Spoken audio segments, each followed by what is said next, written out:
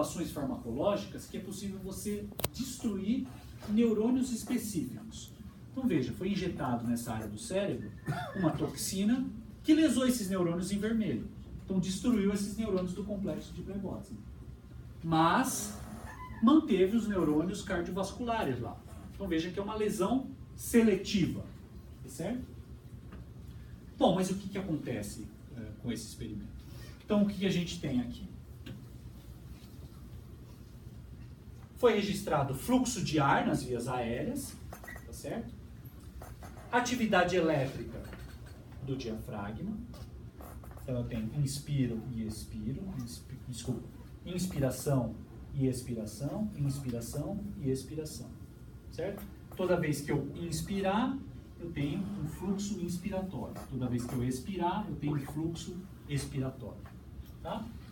E atividade elétrica do cérebro, eletroencefalograma, para medir em que fase do sono a gente está. Acordado, REM, não REM. Lembra que eu comentei com vocês na primeira parte que a respiração é muito vulnerável durante o sono? Bom, enfim, a gente está acordado, a gente está respirando, tem fluxo de ar, eu tenho ondas eletroencefalogramas que me dizem que eu estou acordado. Aí eu vou dormir. Entrei na fase do sono não REM, continuo respirando. Todo mundo aqui, alguns já estão até na fase do sono não REM aqui. Mas todos estão respirando. Não sei se alguém entrou no REM, mas se eu entrar no REM, eu continuo respirando. Felizmente, é isso que acontece. Mas daí eu posso acordar. E aí eu faço um suspiro, mas nada muito grave, eu continuo respirando, certo? Bom, esses animais sofreram a injeção daquela toxina para destruir seletivamente essa área do cérebro. Ok? E o que aconteceu? Depois de 12 dias que eles tinham essa toxina. Então, quando eles estão acordados, eu tenho contração do diafragma, eu tenho fluxo de ar nas vias aéreas, e eu sei que eu estou acordado por causa da característica das ondas do eletroencefalograma. Bom, daí esse animal dorme, certo? Quando ele entra do sono não REM, o diafragma para de contrair. Se ele para de contrair, não tem expansão de caixa torácica, não tem fluxo de ar. O que ele vai fazer? Acordar, não é? E ele acorda. Realmente ele acorda. Desesperado. E ele contrai e relaxa o diafragma, gera fluxo de ar. Mas daí vejam que mesmo acordado, o diafragma para de contrair. E para de ter fluxo de ar. Mesmo acordado. Então vejam quanto é importante essa área para o controle respiratório. Sem essa área, nós não temos como respirar de maneira adequada. Então, muitas das patologias que eu comentei no início, Parkinson, Alzheimer, epilepsia, em fases avançadas da doença, nós temos uma destruição dessas áreas. Quais áreas? Do complexo de Prebotzky. Quando essas patologias degeneram esses neurônios, nós temos paradas respiratórias, principalmente durante o sono, que é quando a respiração é normal. Você disse que, tipo, até na fase de ele estar acordado, ele ainda consegue respirar. Um pouco, mas logo ele para de respirar novamente. E todos os neurônios do Prebotzky foram lesionados? Possivelmente não todos, porque ele consegue ainda gerar um pouco de ritmo. Então a inspiração é exclusivamente dependente de Prebotzky? Exclusivo, sim. O ritmo inspiratório é gerado no complexo de Prebotzky. Se você não tem esse complexo funcionando, você não gera inspiração. Mas alguém poderia também me perguntar, mas você não disse que nós temos um controle voluntário da respiração? Então assim, eu quero respirar. Por que eu não consigo respirar? Porque você não tem as informações que você querer precisa chegar nessa região. Ela até chega nessa região. Eu quero respirar, mas você não tem esses neurônios. Então você não respira. Uma patologia muito séria é chamada de esclerose lateral amiotrófica, que aquele físico Stephen Hawking tem. Já ouviram falar dele? Ele tem respiração mecânica. Então, na verdade, a esclerose lateral amiotrófica é uma degeneração de neurônios motores. Então, se vocês assistirem aquele filme dele lá, não lembro o nome do filme, que é recente, que conta a história dele, ou se vocês lerem a biografia dele, vocês vão ver que aos 20 e poucos anos, assim, é muito raro a pessoa ter nessa idade essa patologia. Mas, no caso dele, o que você vê nitidamente a perda de funções motoras. Então, ele parou de andar, depois ele para de falar direito, depois ele para de deglutir, depois passa a ter uma dificuldade escrita, depois ele para de respirar de maneira adequada e precisa estar no ventilador mecânico. Então, a pessoa que tem esclerose lateral amiotrófica, ela sabe que ela precisa respirar, porque ela está totalmente consciente. Só que ela não consegue respirar. Não respira. Mas por quê? Você tem uma degeneração do complexo de Prevotski. E veja, tem um trabalho aqui no Parkinson, mas esse trabalho mostra não só no Parkinson, mas também na esclerose lateral amiotrófica. Em que aqui é um desenho esquemático do cérebro humano, tá? A coluna respiratória está mais dorsal, não está tão ventral, mas porque as olivas são muito desenvolvidas no homem e impulsionam todos esses núcleos para cima. Mas veja a quantidade reduzida de neurônios em pacientes que vieram a falecer de Parkinson. Então tem uma quantidade reduzida de neurônios do complexo de Prevotski.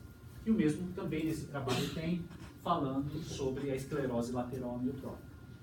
Então, cortes histológicos de pacientes que vieram a falecer e foram diagnosticados com esclerose lateral amiotrófica ou com Parkinson, tem uma redução considerável de neurônios do complexo de Prevotski.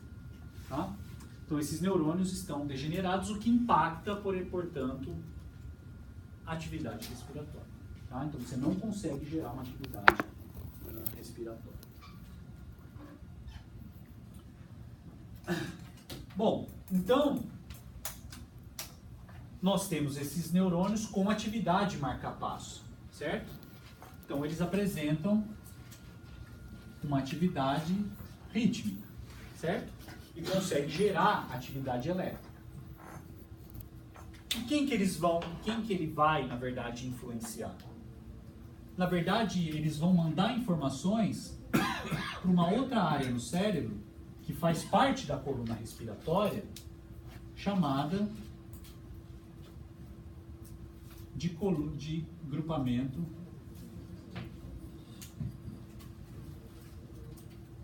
respiratório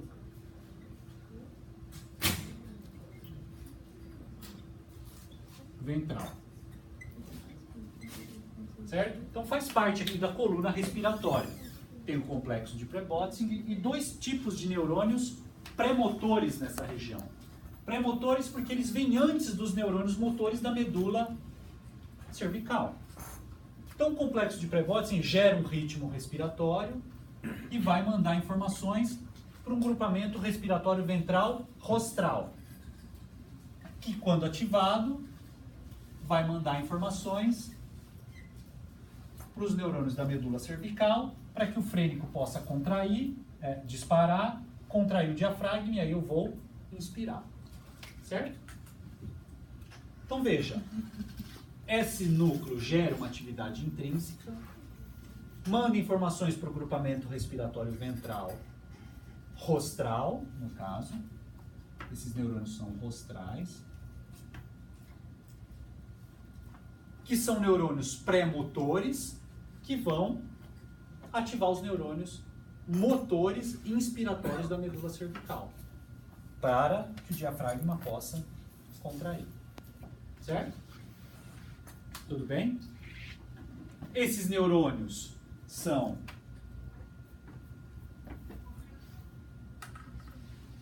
excitatórios, então veja, eles disparam sempre na inspiração. Ok? Então esses neurônios aqui estão disparando em conjunto com a inspiração, só que eles disparam alguns milissegundos antes da inspiração, porque na verdade eles têm que disparar antes dos neurônios da medula cervical. E nós temos também neurônios pré-motores expiratórios, certo? Que estão localizados também na coluna respiratória caudal. Que também são neurônios pré-motores que vão mandar informações para a medula lombar. Tá? Para ficar simples, eu tenho um músculo inspiratório, certo? Depois vocês copiam. A gente tem um músculo inspiratório, não tem? Que é o diafragma. Como ele é um músculo estriado esquelético, ele deve receber a inervação de um neurônio motor. Esse neurônio motor é um neurônio motor inspiratório, que está localizado na medula cervical.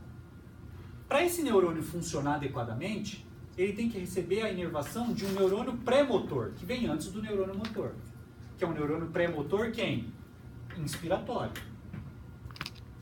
Que vai ser modulado a atividade dele por quem? Por um gerador do ritmo inspiratório. Então, para eu respirar, para eu inspirar naturalmente, o que acontece? O cérebro gera atividade, complexo de Krebs, ativa os neurônios pré-motores da coluna respiratória rostral, que vão ativar os neurônios motores da medula cervical, que vai fazer o meu diafragma contrair, eu vou expandir caixa torácica e pulmão, o ar entra. Como eu vou expirar? Os neurônios motores vão deixar de mandar atividade. Ou, vamos fazer o caminho inverso. Ele gerou atividade, não gerou? Só que ele é ritmo.